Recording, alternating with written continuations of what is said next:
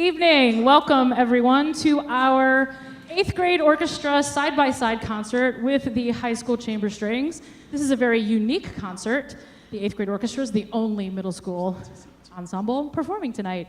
So this is really neat because pretty soon these 8th graders are going to be scheduling their high school classes, and we like to try to give them a high school experience, something very like high school, so that when they're here next year, they're a little bit more comfortable and they get to meet some of the high school students. Many of these students, of course, actually all of them at this point, were in 8th grade orchestra at some point, not too long ago. How many freshmen do we have in chamber strings? Stand up. They were just in 8th grade orchestra last year. Very nice. This is really awesome. Give them a little round of applause.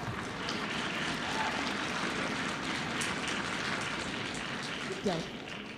That's quite an accomplishment because in 8th grade, towards the spring, April-ish, the excerpts will come out for symphony auditions. You audition for Mr. Hire, and it's not just the 8th grade who auditions for symphony, it's any current freshman, sophomore, or junior, and eventually the list comes out, and once you make it into symphony, there's a seating audition in the fall, and if you rate high up top in your section, then you are also placed in chamber strings. So the fact that we have that many freshmen who also auditioned and seated so well that they're in chamber strings as a freshman is quite a testimony to their hard work. And so very much appreciated to see you again in all of your hard work. So this is where all the chamber strings kids stand up. We have all the high schoolers sitting among all of the 8th graders. So they're there. It's so good to see you. Yep, awesome, have a seat. So we came back to school on January 6th, and then we've had some snow days or cold days or whatever days, and we've already had a concert here on February 4th. So we have been busy preparing. We have a few good pieces for you tonight that I think you'll enjoy. And then when 8th grade is done with their pieces, we're going to sit down in front, and then Mr. Hire is going to talk to you for a little bit, and the chamber strings are going to perform for you tonight. So let me welcome to the podium our concert master, Gillis, for the evening, followed by Miss Bravo for the Brandenburg.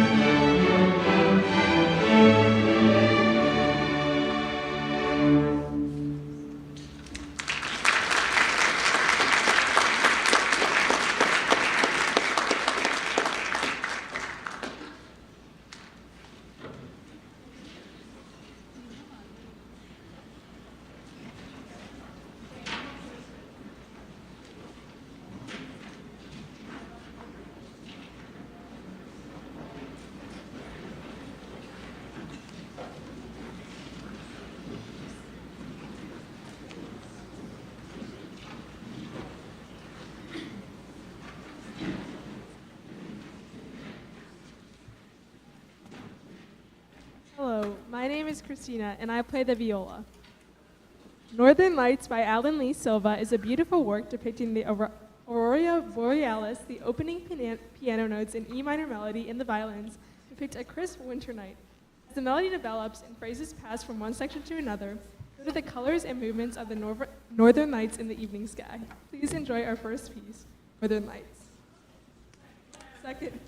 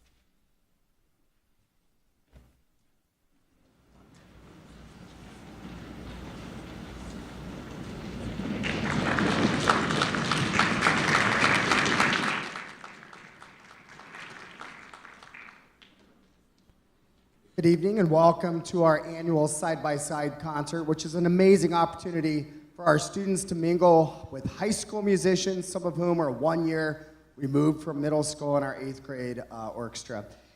This week, I know scheduling has commenced at the middle school. It's kind of interesting because for the first time in my career here, the middle school is actually a little bit ahead of the high school on scheduling. And I spoke with all the students last Monday, talked to them about the orchestra program, what we do, how it's different than middle school program, answered any questions they might have. And I'm also going to go back, take some student leaders to go talk as well.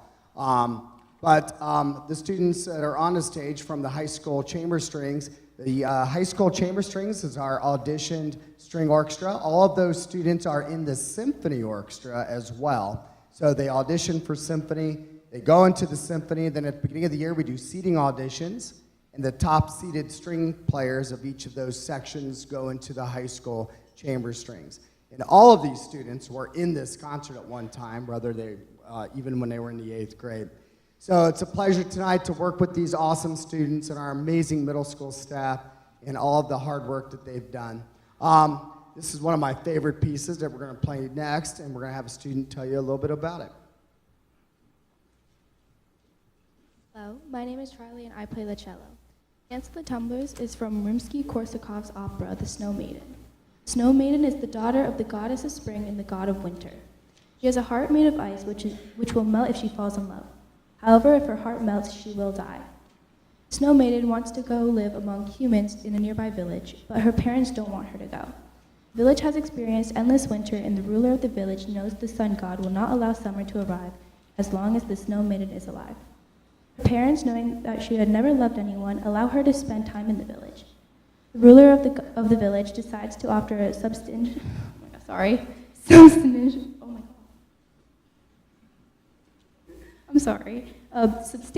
reward to the man who can get her to fall in love with him. Dance of the Tumblers is from the scene in the opera where the village people are celebrating what they hope will be at the end to years of winter. A young man does catch the Snow Maiden's eye, but she sees him flirting with other girls, so her heart remains hard and cold. A second young man is attracted to her, but he's engaged to marry someone else. However, he does not love the girl he's arranged to marry. He calls off the wedding and tries to win the Snow Maiden's heart. Eventually, she falls in love with him. She professes her love in front of the village. Her heart melts, and the rest of her melts into the lake, and she dies. The young man is so brokenhearted that he throws himself in the water and drowns. Well, this is an opera. You didn't expect a happy ending, did you? Please enjoy the one happy scene from this opera, Dance of the Tumblers from The Snow Maiden.